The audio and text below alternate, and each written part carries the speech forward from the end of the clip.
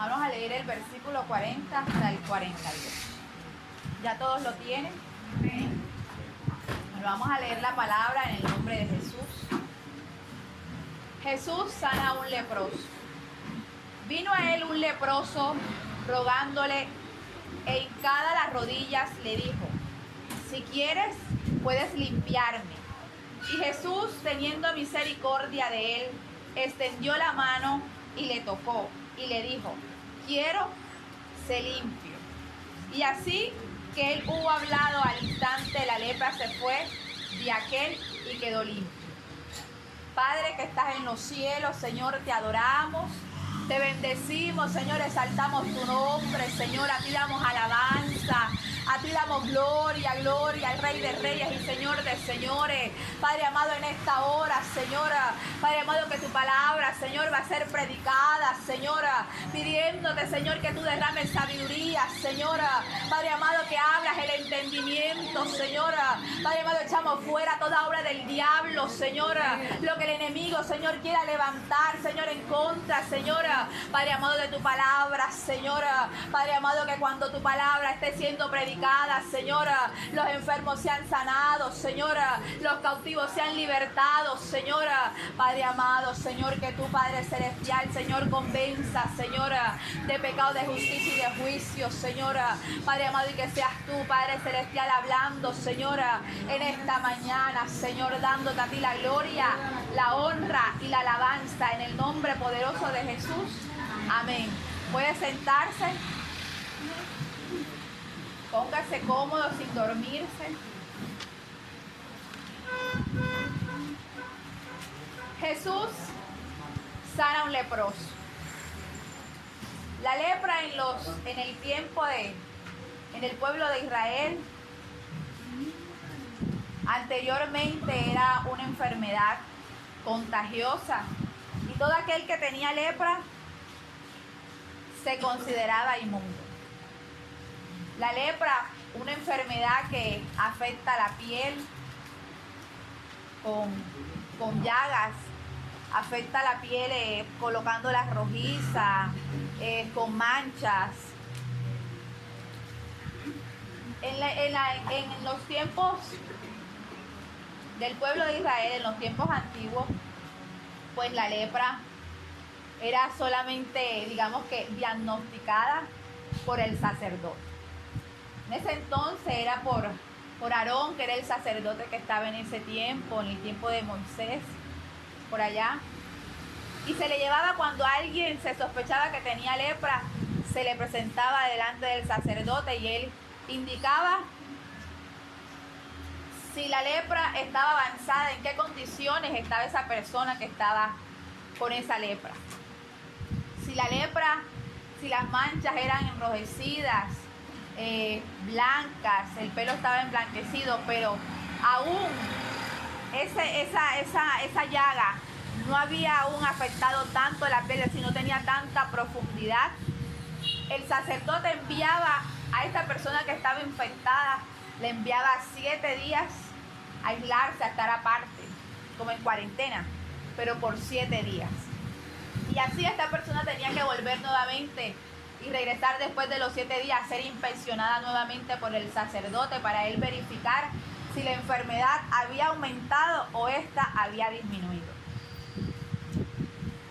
Todo aquel que tenía lepra en ese entonces era apartado del campamento, no podía estar con el resto del pueblo porque esta enfermedad pues era contagiosa, entonces nadie pues quería estar cerca de una persona que estuviera lepra, ¿cierto? Ahora en la actualidad no, ahora la lepra es manejable, ahora las personas con lepra pueden pues estar con las demás.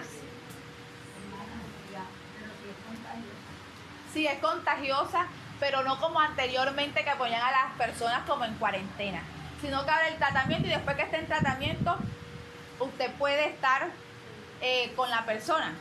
No tienen que ponerla hacia fuera de la casa o tenerla encerrada en el cuarto y ponerla en cuarentena como en ese entonces. En ese entonces era considerado inmundo y tenía que estar aislado de las demás partes de las demás personas. Busquemos un momentico en Levíticos Levíticos 13, que habla acerca de las leyes acerca de la lepra. Dice el versículo 1, dice, habló Jehová a Moisés y Aarón, diciendo, cuando el hombre tuviera en la piel en su cuerpo hinchazón o erupción, o manchas blancas, y hubiera en la piel de su cuerpo como llagas de lepra, será traído Aarón, el sacerdote, a uno de sus hijos los sacerdotes, y el sacerdote mirará la llaga en la piel del cuerpo. Si el pelo en la llaga se ha vuelto blanco y pareciera la llaga más profunda que la piel de la carne, llaga de lepra es. Y el sacerdote le reconocerá y le declarará que está inmundo. En esta parte de ahí, ya la lepra ya ha afectado mucho más la piel.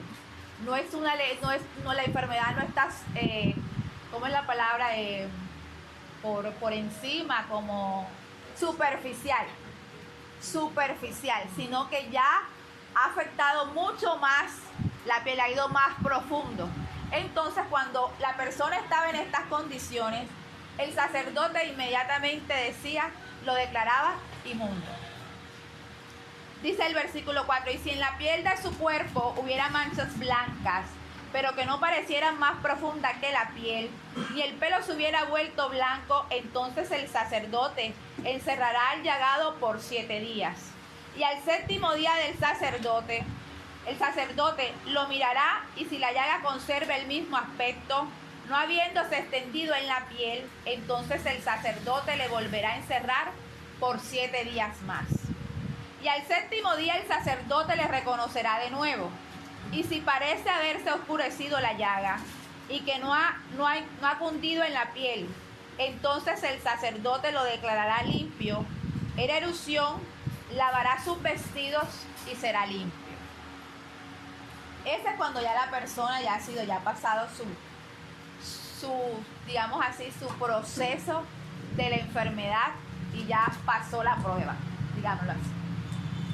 La lepra es considerado un pecado. Es decir, la lepra representa el pecado. Este hombre leproso que Jesús que le pedía a Jesús que lo limpiase, pedía que le limpiara de esa lepra, porque ¿quién iba a querer tener esa enfermedad, verdad? Con llagas en la piel, ser aislado, excluido de las demás personas y sentirse inmundo de esa enfermedad. Pero el leproso le clamaba a Jesús que le limpiase, y Jesús estuvo misericordia. También la Biblia habla de que Jesús sanó a los 10 leprosos, que esos 10 leprosos fueron sanados, que uno solo fue el que regresó y le dio la gloria y la honra al Señor. Aparte de ser limpio que se regresó, limpio de la lepra, no solamente fue limpio físicamente, sino limpio espiritualmente. Fue el único que regresó a darle la gloria y la honra a Jehová Dios. La lepra representa el pecado. La murmuración hace parte del pecado. La Biblia nos muestra cuando Aarón y María murmuraron acerca de Moisés. Y Dios vino y pues a María la llenó de lepras. Sin embargo, Moisés intercedió delante de ella, delante de Jehová por ella. Y Jehová estuvo misericordia, pero sin embargo estuvo apartada 7 días fuera del campamento con lepra. Fue sanada, pero Jehová Dios la inundó de lepra. ¿Por qué? Por haber murmurado de su siervo. Entonces la murmuración es pecado. Y la lepra representa el pecado. También podemos ver en la Biblia, acompáñenme a Segunda de Reyes.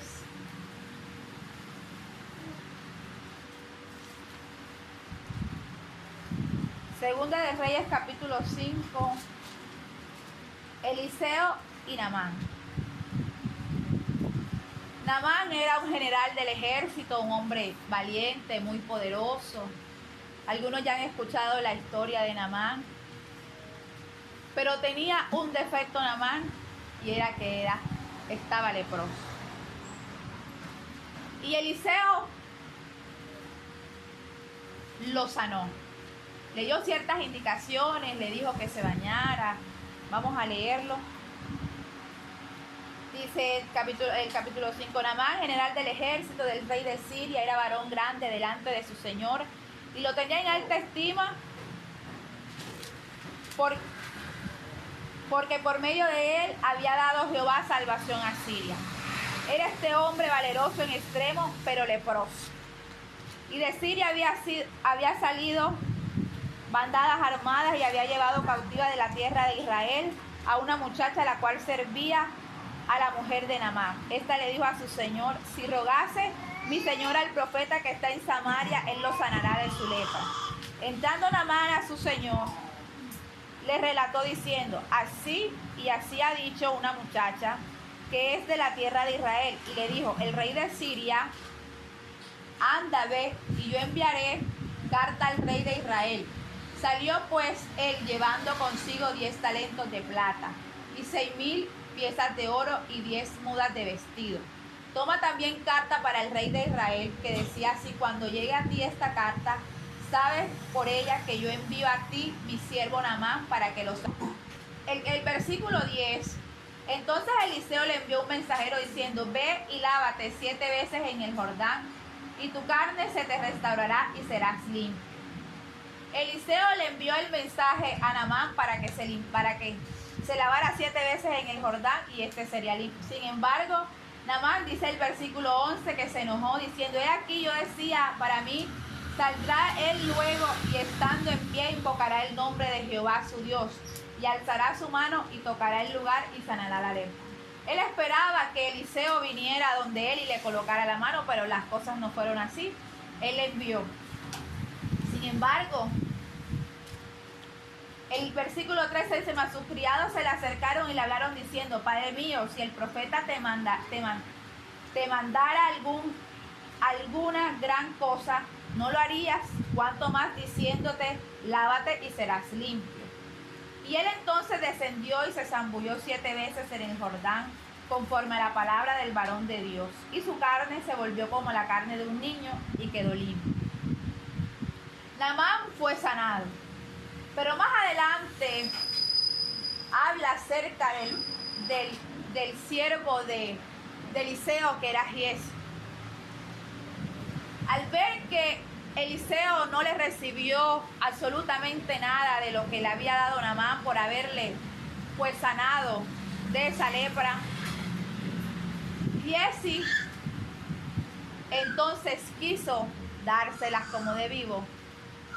Y dice el versículo 20, entonces Giezi, criado de Eliseo, del varón de Dios, dijo entre sí, he aquí mi señor estorbó a este sirio Naamán, no tomando de su mano las cosas que había traído. Vive Jehová que correré yo tras él y tomaré de él alguna cosa. Y siguió Giezi a Naamán, y cuando vio Naamán que venía corriendo tras él, se bajó del carro para recibirle y dijo, ¿va todo bien? Y él dijo, bien, mi señora. Me envía a decirte, he aquí vinieron a mí esta hora del monte de Efraín 2 jóvenes de los hijos de los profetas. Te ruego que les des un talento de plata y 2 vestidos nuevos. Dijo Naamán, te ruego que tomes 2 talentos. Y le insistió y ató 2 talentos de plata en 2 bolsas y 2 vestidos nuevos y los puso todo a cuestas a 2 de sus criados para que lo llevase delante de él. Giezi mintió, cierto, porque en ningún momento eso había pasado, ni mucho menos su amo, el profeta Eliseo, lo había mandado a que fuera hasta allá a pedir ni los talentos de plata, ni mucho menos los vestidos. Sin embargo, por esto, Giezi recibió su castigo. Aparte de haber mentido y por la codicia que lo llevó hasta allá, le dice el versículo 26, entonces le dijo, ¿no estaba también allí mi corazón cuando el hombre volvió de su carro a recibirte? Es tiempo de tomar plata y de tomar vestidos, olivares, viñas, ovejas, bueyes, siervos y siervas. Por tanto, la lepra de Naamán se te pegará a ti y a tu descendencia para siempre. Y salió delante de él leproso blanco como la nieve. La codicia y la mentira son pecados. La lepra representa el pecado. Y no solamente podemos ver en las escrituras la historia de Giezi, la de María cuando murmuró acerca de Moisés, sino que también podemos observar la historia del rey Usías. El rey Usías, un rey que comenzó a reinar desde los 16 años y reinó 52 años. Y cuentan las escrituras que este hombre pues hizo lo recto delante de los ojos de Jehová como su padre. Y que mientras él hacía las cosas rectas delante de Jehová, este hombre prosperaba. Las escrituras nos enseñan de que este hombre tenía el mejor ejército, tenía hombres muy fuertes, valientes, esforzados, y que este hombre en el desierto había pues edificado muchas cosas, y aparte de eso le gustaba mucho la agricultura, que tenía buenos campos con muchas agricultura y todas esas cosas y ganado. Este hombre se fue volviendo muy fuerte y muy poderoso, el rey Usías. Incluso tenían sus guerreros, su ejército, tenía armas hechas por ingenieros, es decir, que tenía mucho poder. Pero la fama de este rey se fue extendiendo y este hombre pues fue perdiendo, se le fue poniendo, se fue enalteciendo su corazón y se enalteció, pero no para bien, sino para mal. Acompáñenme a Segunda de Crónica, capítulo 26.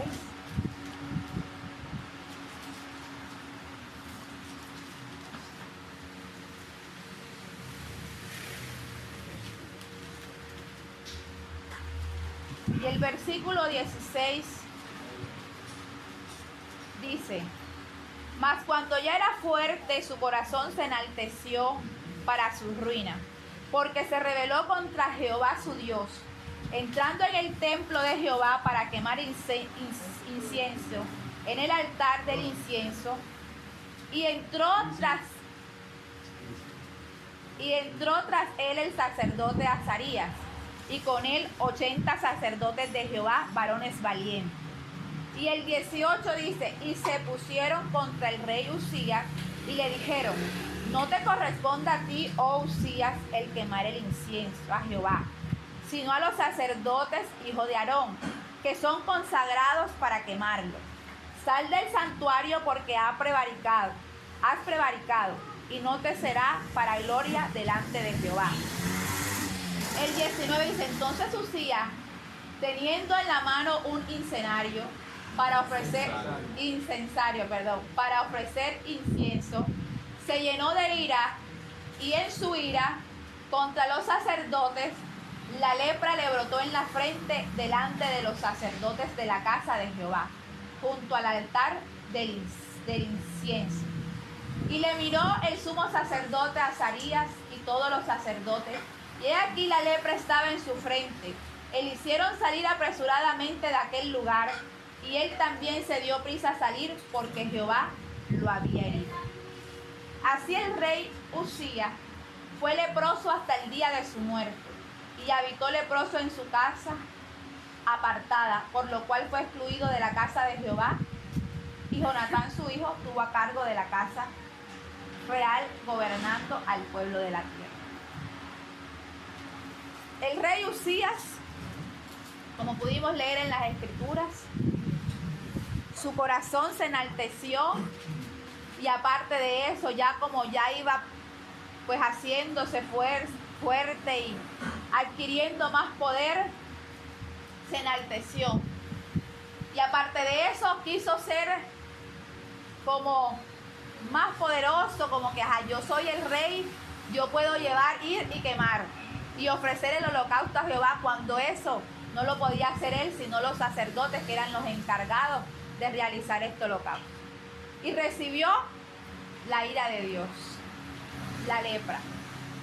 Y así las escrituras cuentan de que hasta su muerte llegó leproso. La lepra, enfermedad incurable y que representa el pecado.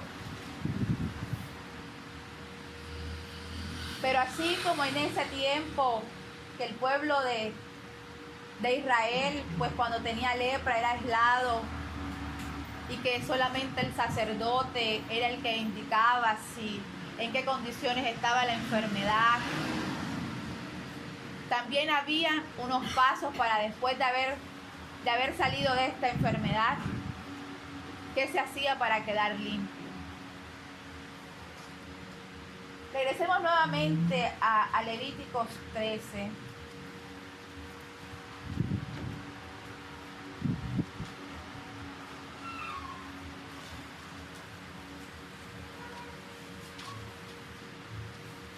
En el 14, vamos a leer.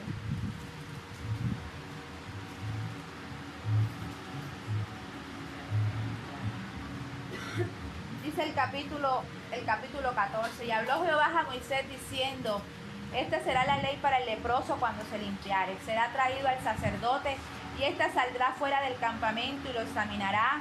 Y si ve que está sana la plaga de la lepra del leproso, el sacerdote mandará luego que se tome para él, que se purifica, 2 avecillas vivas, limpias, y madera de cedro, y grana e hisopo. Y mandará el sacerdote a matar una avecilla en un vaso de barro sobre aguas corrientes.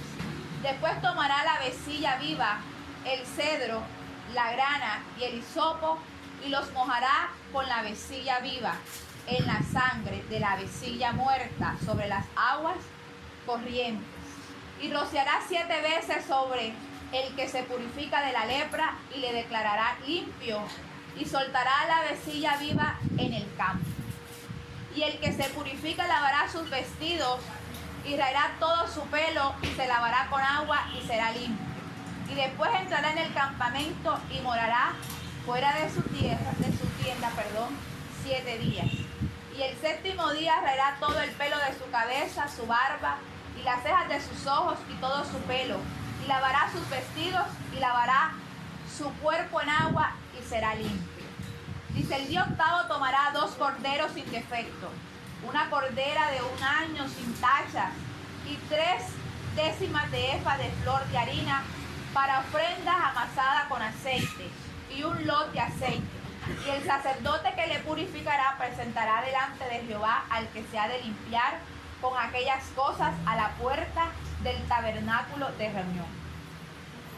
Y tomará el sacerdote un cordero y lo ofrecerá por la culpa con el lot del aceite. Y lo mecerá como ofrenda mecida delante de Jehová. Y degollará el cordero en el lugar donde se degolle el sacrificio por el pecado y el holocausto. En el lugar del santuario, porque como la víctima por el pecado, así también la víctima por la culpa es del sacerdote, es cosa muy sagrada. Y el sacerdote tomará de la sangre de la víctima por la culpa y la pondrá el sacerdote sobre el lóbulo de la oreja derecha del que se purifica, sobre el pulgar de su mano derecha y sobre el pulgar de su pie derecho.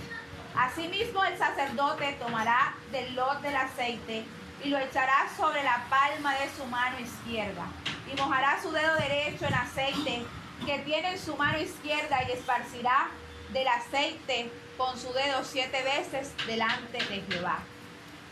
Y de lo que quedare del aceite que tiene en su mano pondrá el sacerdote sobre el lóbulo de la oreja derecha del que se purifica, sobre el pulgar de su mano derecha y sobre el pulgar de su pie derecho, encima de la sangre del sacrificio por la culpa. Y lo que quedare del aceite que tiene en su mano lo pondrá sobre la cabeza del que se purifica, y hará el sacerdote expiación por él delante de Jehová. Era como un sacrificio que se ofrecía después que el sacerdote observaba y veía que ya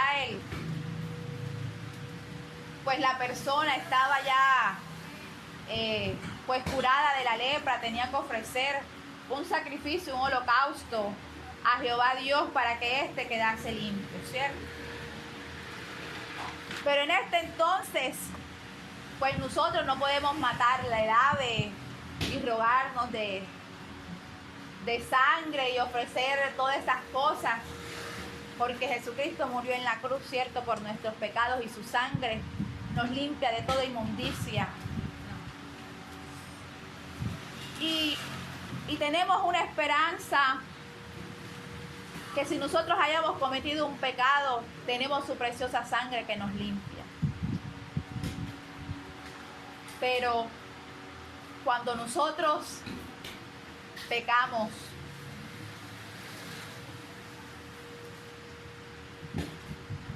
y de pronto el pecado se hace mucho más persistente. El único perfecto es Dios, pero la Biblia dice que nosotros tenemos que buscar la estatura del varón perfecto. Y que tenemos que ser como Él fue aquí. Y en Él no se encontró ningún pecado. ¿Cierto? Y el Espíritu que mora en nosotros nos lleva a nosotros a que cuando nuestros pies van hacia el pecado, el Espíritu nos redarguye y nos dice: ¿para dónde vas? ¿Qué vas a hacer? ¿Hacia dónde van tus pasos? Y nosotros retrocedemos. Pero cuando el Espíritu en nosotros no mora, da igual si lo que estamos haciendo es pecado, si vamos a desagradar al Señor, si vamos a contritar el Espíritu, porque ya el Espíritu no está en nosotros. No está esa parte así como la conciencia que dice: no lo hagas. Estás entristeciendo al Señor. Mira que si haces eso y viene Jesucristo en las nubes, no podrás ir. Mira que si tus pasos van hacia allá, este vestido blanco y resplandeciente que tienes será manchado. Y como dice una alabanza, Jesucristo me regaló un vestidito blanco para que lo cuidara y no lo deje manchar. Si el diablo me lo toca, me lo ensuciará. Y así manchado, al cielo no podemos entrar. Entonces, ¿por qué el Espíritu se aparta de nosotros? ¿Por qué el Espíritu no muere en nuestras vidas para ayudarnos a vencer las tentaciones? Porque dejamos de buscar la presencia del Señor. Porque dejamos de buscarlo en oración. Porque cuando nosotros oramos, cuando nosotros ayunamos, cuando nos congregamos, cuando buscamos esa comunión con el Señor, Dios nos ayuda y nos da fuerza para seguir adelante y vencer la tentación.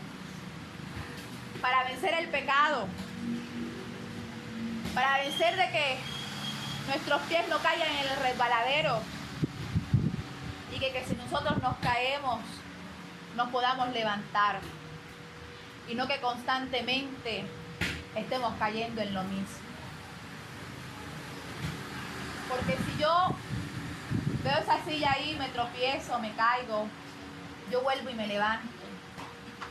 Pero tengo que quitar la silla porque la silla está haciendo una obstrucción de cuando vuelvo otra vez a pasar otra vez me voy a caer. Y no es lo mismo estar cayendo siempre en lo mismo, en lo mismo, en lo mismo. Cuando yo trabajaba, yo le decía a las personas que yo tenía a cargo de que, mira, trata de que cuando yo te llame la atención, no sea por lo mismo. Que si hoy te llamé la atención porque le saliste con grosería a un paciente, mañana sea porque no portabas el uniforme. Y si pasado te vuelvo a llamar la atención, fue porque viniste desgreñuda. Pero no que siempre te llame la atención por lo mismo. Porque muchas veces se vuelve permisivo algunas falencias de nuestra vida. Y a veces creemos nosotros que no tenemos pecado y que estamos limpios delante del Señor. Pero cuando nosotros le clamamos al Señor y le pedimos de que el Señor saque eso que está en nuestros corazones, que aún nosotros ni siquiera sabemos que está, Él nos ayuda y saca a flote lo que nosotros nunca pensábamos que teníamos en nuestro corazón. Yo un día meditaba en el Señor en una madrugada y le hablaba y le decía, Señor, ayúdame a sacar lo que hay dentro de mí que de pronto no sé qué tengo. Y yo decía, no, pero... Y Dios no me respondía y no me decía nada. Y yo decía, no creo que tenga. Pero estaba así como dudosa, como que será que sí, será que no. Y yo le pedí al Señor y de pronto Dios me trajo un nombre a la mente. Y me trajo recuerdos a mi mente que yo pensé que no existían en mi vida. Y mi corazón se entristeció porque vinieron a mí cosas que creí que había olvidado, pero que estaban en mi corazón. Y que esa cosa que estaba ahí en mi corazón, si venía Dios, no podía irme con Él. Porque muchas veces hay resentimiento en nuestro corazón. Y creemos no sentir nada y no tener nada, pero ahí está. Y Dios que conoce nuestro corazón y escudriña nuestra mente, Él sabe que ahí está. Y yo le pedí perdón al Señor. Y el Señor me dijo, tienes que perdonar. Y pedir perdón. Y yo le decía, Señor, pero es que no puedo. Hay cosas, hay heridas que solamente Jesucristo puede sanar. No hay nada en el mundo, solamente Jesucristo sana las heridas. Y el Señor me decía, por eso, ¿quieres perder esto?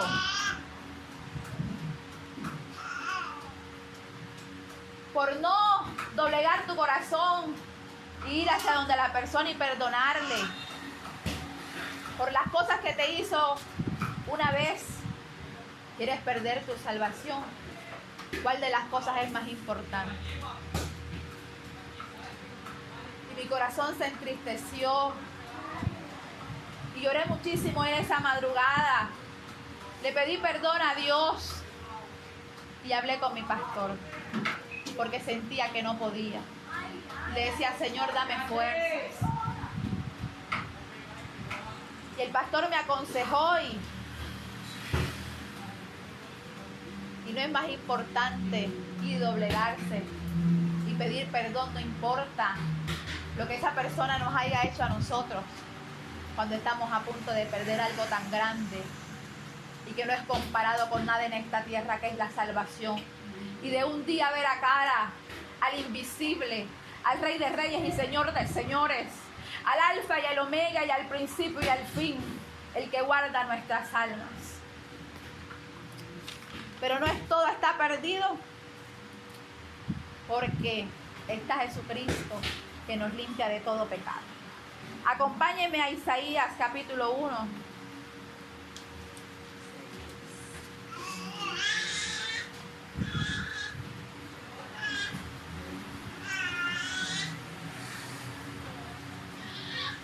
Leemos el versículo 16. Isaías 1:16 dice: lavaos y limpiaos, quitad la iniquidad de vuestras obras delante de mis ojos, dejad de hacer lo malo. Dejad de hacer lo malo. Dios está pidiendo en esta mañana que limpiemos nuestras vidas del pecado, que dejemos de hacer las cosas que a Dios no le agradan y que lavemos nuestro corazón. Acompáñeme a Jeremías capítulo 4.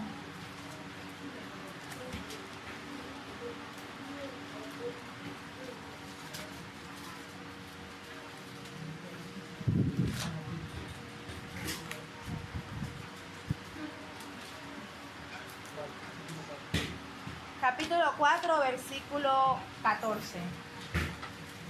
Dice: lava tu corazón de maldad, oh Jerusalén, para que seas salva. ¿Hasta cuándo permitirás en medio de ti los pensamientos inicuos? Que dejemos los pensamientos. Muchas veces a nuestra mente vienen pensamientos que no le agradan al Señor y estamos pecando y tenemos que pedirle perdón a Dios. Dios nos limpia de todo pecado. La Biblia nos habla de el rey David, ¿verdad? El jueves el pastor Mowgli tocó ese tema del rey David. El rey David que pecó, pues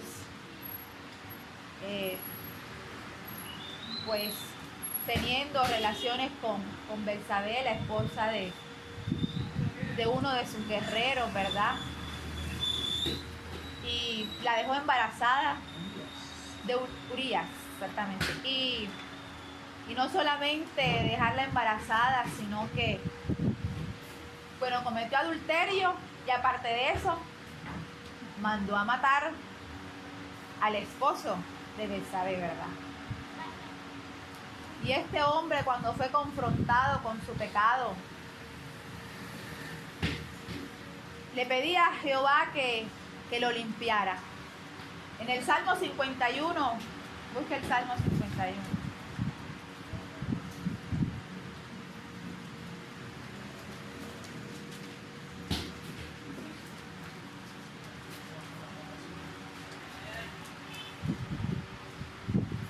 El Salmo 51, arrepentimiento y plegaria pidiendo purificación. David pedía purificación.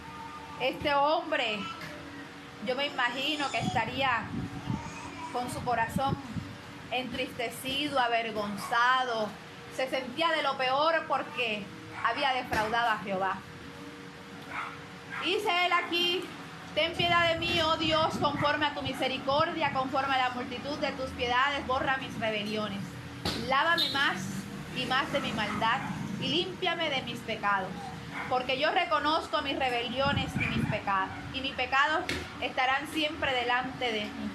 Contra ti solo he pecado y he hecho lo malo delante de tus ojos, para que seas reconocido justo en tu palabra y tenido por puro en tu juicio.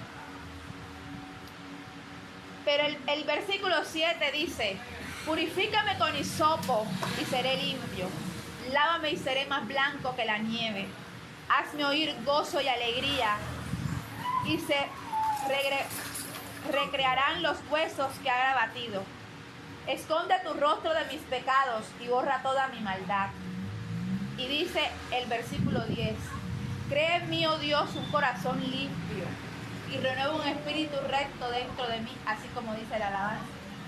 No me eches de delante de ti y no quites de mí tu Santo Espíritu. Vuélveme el gozo de tu salvación y un espíritu noble me sustenta. El hermano Mowgli tocaba ese tema el día jueves, ¿verdad? Y decía que el gozo El gozo de la salvación, ¿verdad? Cuando se peca, cuando se contrita el espíritu, cuando nosotros nos sentimos como una escoria delante de Jehová, cuando nos sentimos inmundos, cuando no podemos verle, cuando vamos a la presencia a la presencia del Señor, digamos, y doblamos nuestras rodillas, no podemos mirarle, ¿verdad? Porque nos sentimos avergonzados. Pero cuando tenemos el Espíritu, nosotros nos sentimos avergonzados, porque sabemos que hemos actuado mal delante de Jehová, que lo que hicimos no es agradable ante los ojos del Señor. Y nos sentimos incómodos y muchas veces damos vueltas y vueltas y vueltas para poder ir a la presencia del Señor. Hasta que llegamos y avergonzados le pedimos que tenga misericordia, ¿verdad?, de nuestras vidas. Y este rey decía, vuélveme el gozo de tu salvación. El rey David había perdido el gozo de la salvación, ese gozo que nos lleva a congregarnos, que nos lleva a buscar de su presencia, a alabarle, a abrir nuestra boca con libertad cuando estamos en un servicio, cuando estamos en nuestros hogares, cuando incluso estamos lavando la ropa, los platos, cuando estamos bañándonos y nosotros sentimos ese gozo, esa alegría, que queremos estar en la presencia del Señor en todo tiempo. Pero cuando se peca, cuando contritamos el espíritu, cuando sabemos que hemos hecho algo malo delante de los ojos del Señor, el gozo se va perdiendo. Las cosas ya no son igual. Como que se va perdiendo el amor al congregarse, el amor a la oración. Cuando nuestras prioridades son otras, como leer el periódico al día, como llenar un crucigrama, ver la televisión, y dejamos de buscar la presencia del Señor, porque se ha perdido el gozo de la salvación. Y se pierde el gozo de la salvación, hemos perdido casi todo. Hemos perdido todo. Pero en esta mañana el Señor pide que nos limpiemos y que Él nos limpia con su preciosa sangre. Que cuando nos limpiamos y nos purificamos somos instrumentos de honra en sus manos. Acompáñenme a 2 de Timoteo.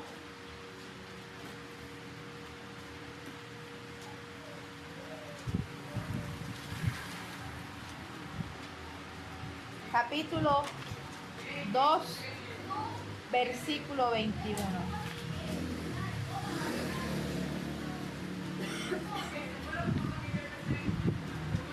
Dice, así que si alguno se limpia de estas cosas, será instrumento para honra, santificado, útil al Señor y dispuesto para toda buena obra. Si nos purificamos, somos instrumentos para el Señor.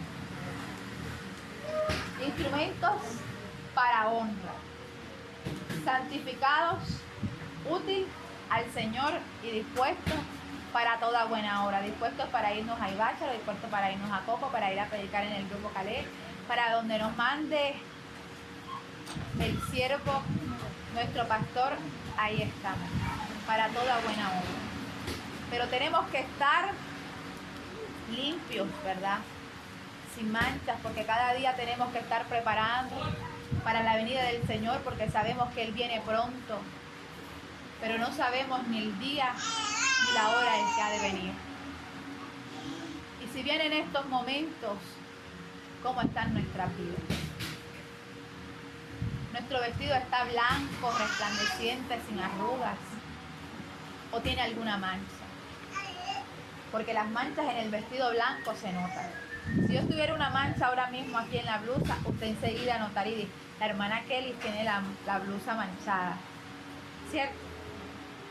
Se nota enseguida la mancha. Entonces, ¿cómo están nuestras vidas delante del Señor? ¿Estamos preparados para que el esposo venga por la esposa que está vestida de blanco, de vino blanco, resplandeciente?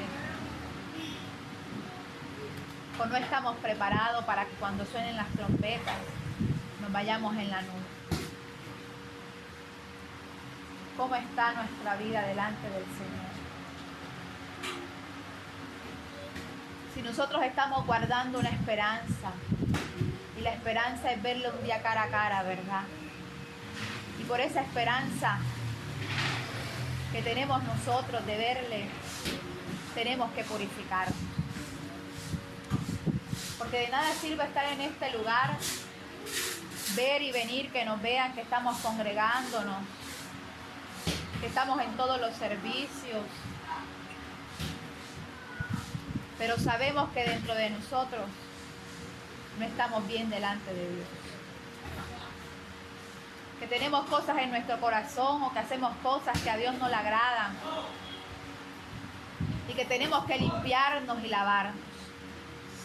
La Biblia dice que un corazón contrito y humillado Él no desprecia.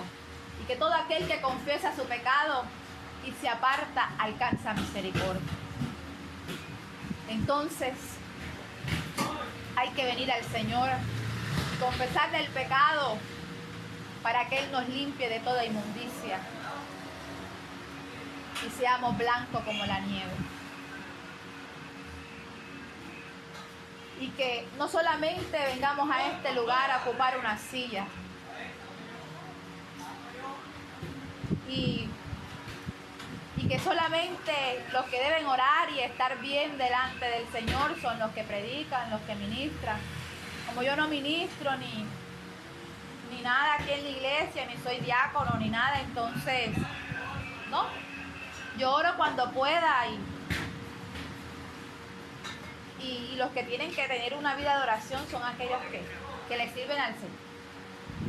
Nosotros a qué fuimos llamados, a servirles todos al Señor.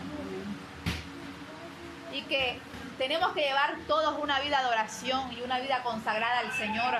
No importa que usted no sea diácono, no importa que no sea predicador, que sea evangelista, que no sea maestro, sino que todos tenemos que estar consagrados al Señor. Porque el venir a este lugar y ocupar un puesto tiene que valer la pena. Y es la salvación. Y que si usted ora en su casa, tiene una vida de oración, así usted no ministra en este lugar. Pero las personas en la calle saben que usted es un evangelista. Porque lo ven salir de su casa con la Biblia y muchas veces le piden a una oración. Ore por mí. Y para usted orar y para que el enfermo se sane, usted tiene que tener poder. Y el poder se obtiene a través de la oración y de la búsqueda. No solamente porque yo venga y Manantial de Aguas Vivas sea una iglesia de sana doctrina que busca cada día agradarle al Señor, es que yo voy a tener el poder para que cuando alguien llegue, yo le ponga la mano y se sane, porque es que yo estoy en Manantial de Aguas Vivas. Yo tengo que buscar el poder, y el poder se busca a través de la oración, del ayuno, de escudriñar la palabra y de guardarse para el Señor. ¿Quién vive? Cristo. Y a su nombre. Entonces no solamente son los ministros los que tienen que buscar y guardarse para el Señor. Es todo su pueblo.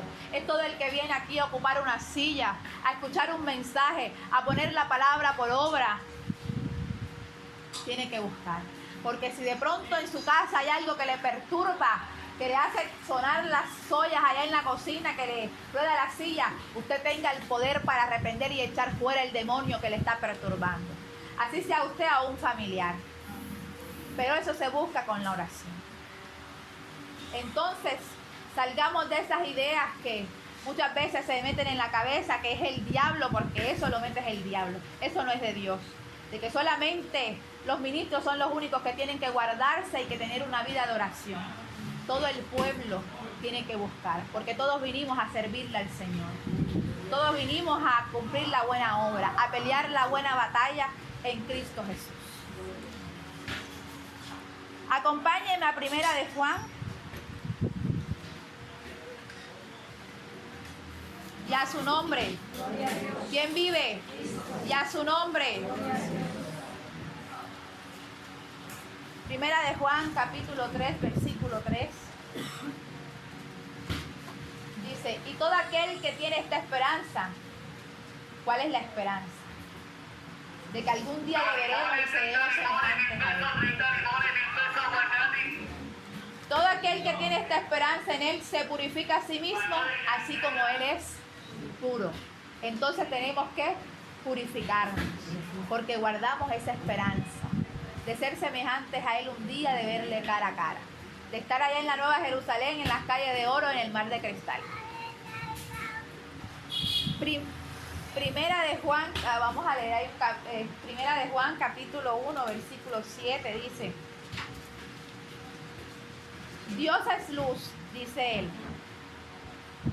El encabezado, ¿verdad? Dice el 7: pero si andamos en luz como Él está en luz, tenemos comunión unos con los otros. Y la sangre de Jesucristo, su Hijo, nos limpia de todo pecado. Jesucristo nos limpia de todo pecado.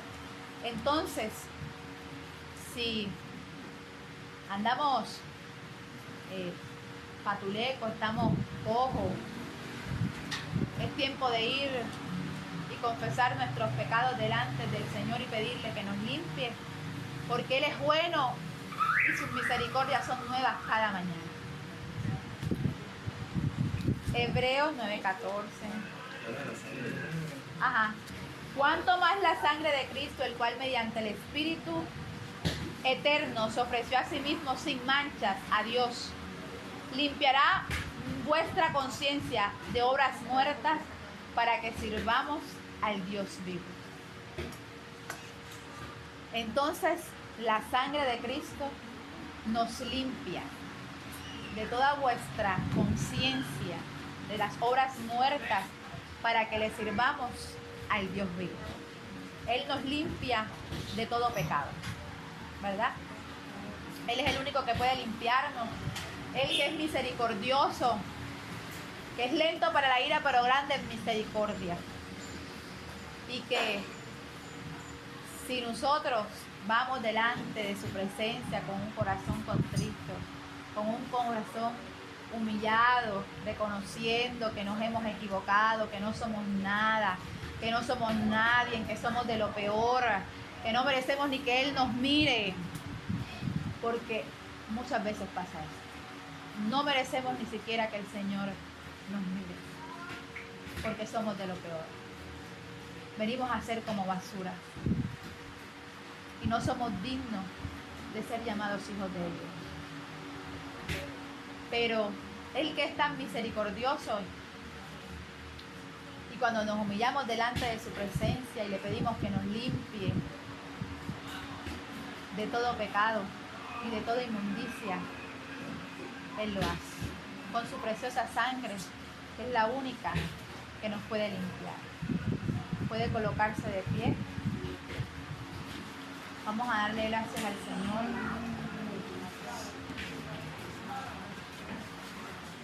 Porque Él vive y reina, porque Él nos limpia.